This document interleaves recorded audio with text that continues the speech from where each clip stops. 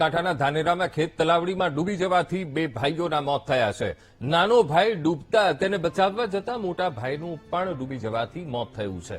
તો સ્થાનિક તંત્રની ટીમે બંનેના મૃતદેહ બહાર કાઢ્યા છે અને બંને મૃતદેહોને પોસ્ટમોર્ટમ માટે હોસ્પિટલ ખસેડ્યા છે.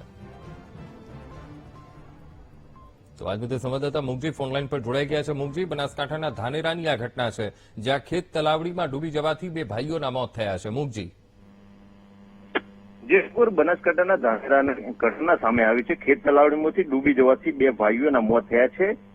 ગત રાત્રે એક નાનો ભાઈ જે ખેત તલાવડીમાં ડૂબ્યો હતો અને તેને બચાવવા જતા મોટો ભાઈ પણ ડૂબી ગયો હતો અને બંને ભાઈ ડૂબી જતા બંનેના મૃતદેહ તંત્ર દ્વારા બહાર કાઢવામાં આવે છે.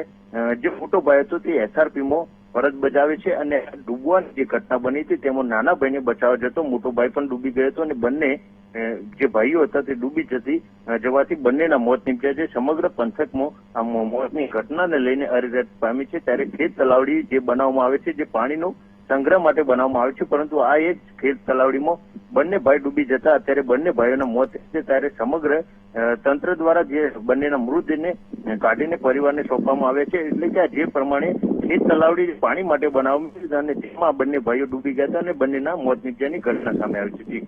જી બિલકુલ મુગજી, સમગ્ર માહિતી સાથે જોડાવા બદલ આપનો આભાર.